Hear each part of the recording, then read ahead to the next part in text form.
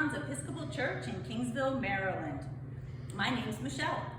The video you're about to watch will explain why, when, and how our historic Moeller organ will be restored. St. John's has a Moeller organ that was given in memory of Joseph, Thomas, Margaret, and Amelia Gorsuch on Easter Sunday in 1924. Yes, our historic organ is almost 100 years old and is in dire need of restoration. Before we explain our restoration efforts, I would like to introduce our Organ Restoration Committee. Our chairwoman and absolutely amazing organist, Nancy Heimholt. I'm Karen Smith-Menard, a very talented musician with a huge knowledge of St. Stephen's history. Elizabeth Healy, a St. John's treasurer and a financial expert.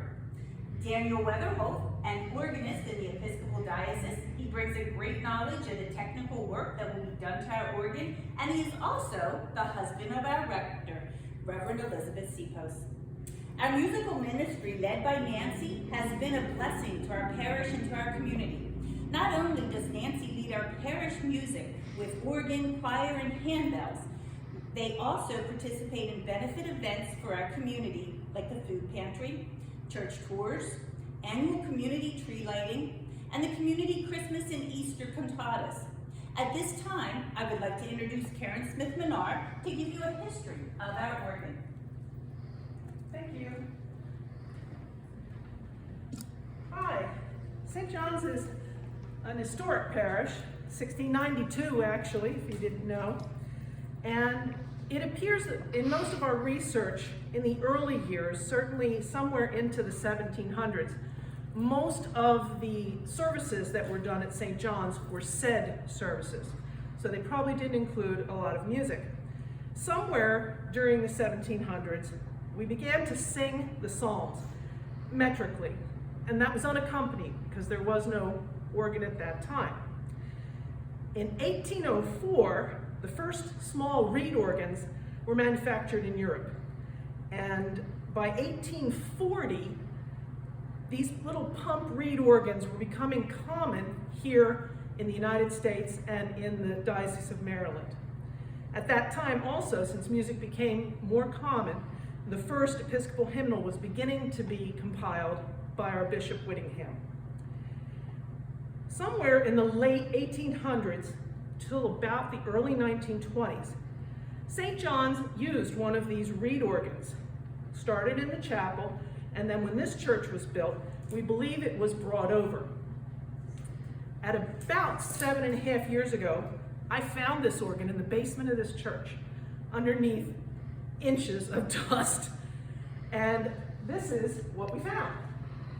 You can tell that it doesn't even look like an organ, and it doesn't surprise me that it sat down there for all those years, because probably nobody knew what it was.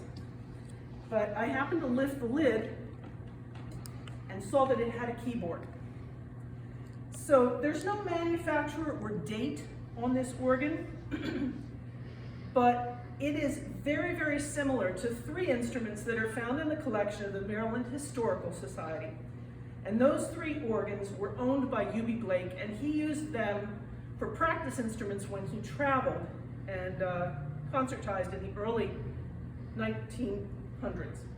So we're thinking somewhere in the late 1800s to early 1900s, this was the instrument in use. Probably when this building was built, they brought it over here before our Moeller organ was installed. This organ was ordered in 1920, but it wasn't dedicated until 1924. So these instruments this instrument went into the basement at that time.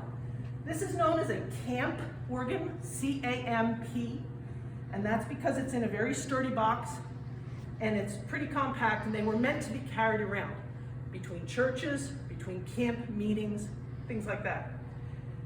Somewhere along the road, this was electrified, but originally it would have had pumps. So now we're up to the point where this organ is installed here in this sanctuary. And this originally would have had pumps also.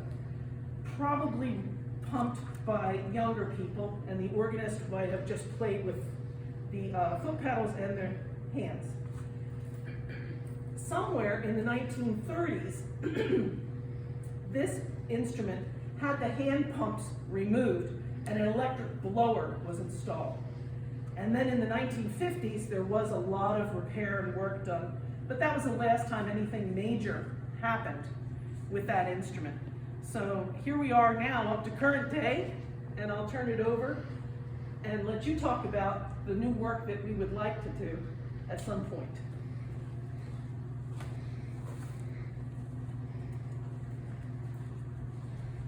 Hi everyone. For those of you who may be watching this and don't recognize me because I'm not here on Sundays very often, my name is Daniel Weatherholt. I'm the organist and director of music at St. Peter's Episcopal Church in Poolesville, Maryland.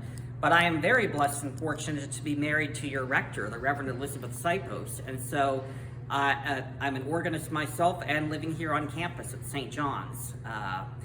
I'm very honored that they asked me to take part in this exciting project to restore this beautiful and very important instrument in our church's history. So, as Karen mentioned, and as Michelle also mentioned, this organ, this Moeller organ, is about 100 years old, and we've reached the point that in order for it to continue well into future generations, that it will be in need of some restoration. So, I think one of the things I'd like to do, I'd like to actually invite you to take a walk with me here behind the console, and we'll take a poke inside of the organ chamber as well.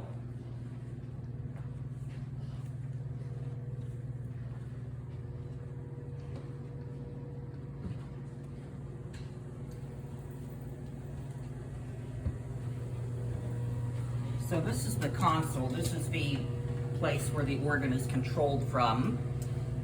You have all of these different moving stops, and they produce different sounds. Each stop sends air to the pipes, and each pipe is responsible for producing different sounds, sort of like an orchestra. You have flutes, you have strings, and you have reeds. This is actually a trumpet stop, but it's considered a reed on the organ because the pipe actually contains a reed that makes the sound. And all together, these stops combined produce the beautiful chorus that you hear on hymns. So, the console currently contains technology that dates back to the 1920s through the 1950s that's all electric and spring operated. And in order to preserve it into the future century, the console was actually going to be computerized, making the operation much more simple and much more reliable too. We'll step back here into the organ chamber.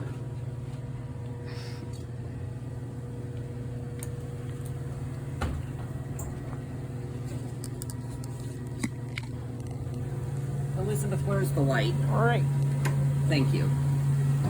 So as you can see back here in the chamber, there are close to 500 or 600 pipes back here. And each one of these pipes is an individual note for an individual sound. Some pipes are as small as a pencil, such as this one right here, and some are as tall as 16 feet, as you can see for these larger ones back here. So each pipe is made of either metal or wood. This pipe is metal, for example. And these reservoirs here blow air through the pipes. So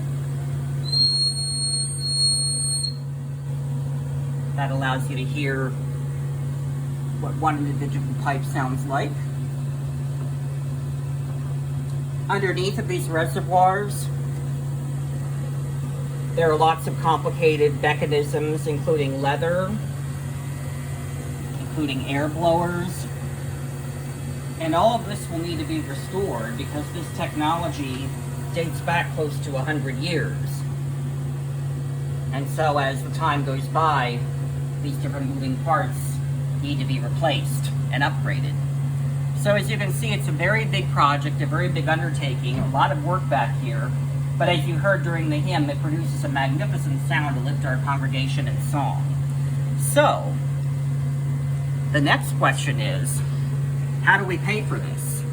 And in order to answer that question, I'd like to turn it over to the parish treasurer, Elizabeth Healy.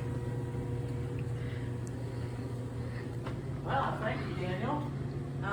Our last big project that we did as a renovation, or a restoration actually, was to restore our historic stained glass windows in both of our parish buildings. Some of these windows are invaluable, which means we can't really put a value on them.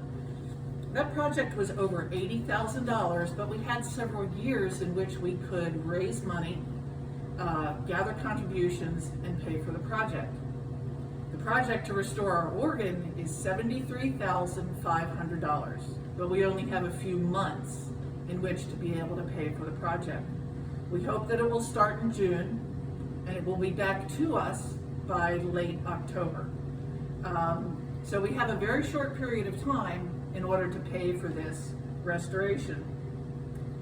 So what the vestry decided to do was that it made the most sense to borrow from ourselves. A number of years ago, past members, Florence and Emery Berquist, gave a very large donation to St. John's and dedicated it as an outreach fund. The vestry decided that the best course of action, not to borrow from a bank or remove money from our endowment, was to borrow from this large bequest, which we have done. We've set up a dedicated account to pay for the organ restoration. However, what that means is we also made a commitment that this loan must be paid back. As good stewards of all the funds that have been given to St. John's, we feel very strongly that we are absolutely responsible for paying back the money we have borrowed from ourselves to pay for the organ. So, there's going to be several ways where we can ask for your help and hope to receive your help. Could be with your regular Sunday donations. Or if you would prefer, we are setting up a link for our online donation giving that you'll be able to find through our webpage. And also, we're hopefully going to be doing some special fundraising events to help pay for our organ restoration, to pay it back. And at this point, I'd like to turn it back to our senior warden, Michelle Lazansky, who's going to talk a little bit about the fundraising. Okay, thank you, Liz. Thank you, everyone. Okay, I'd like to cover a few fundraising ideas that the committee has been working towards. And if you have any fundraising ideas, please let us know. Now, grants are being researched, possible silent auctions, possible stuff the pipe, food truck night, possible bingo, possible pop-up shop ideas. On our webpage, St. John's Episcopal Church, Kingsville, we will have an icon for online giving. Any amount is appreciated. In our efforts to restore our historic organ, it will be here for a future generation. And at this time, I'd like to introduce Nancy.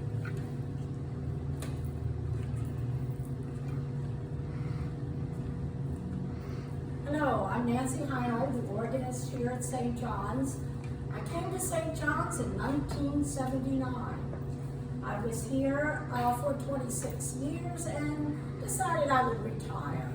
So I retired for a couple of years, but I missed it. I missed this beautiful organ and this beautiful church.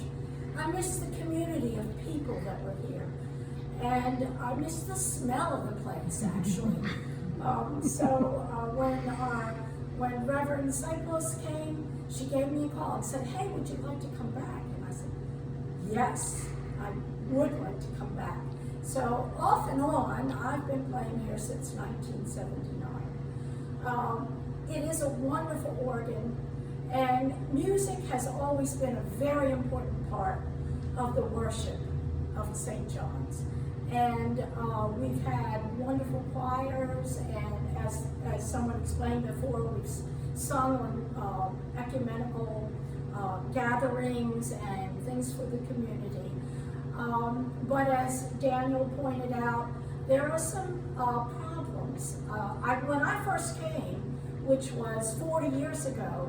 They had just done a little bit of a renovation, added a few stops, fixed the leathers that helped to make the sounds stay in and come out.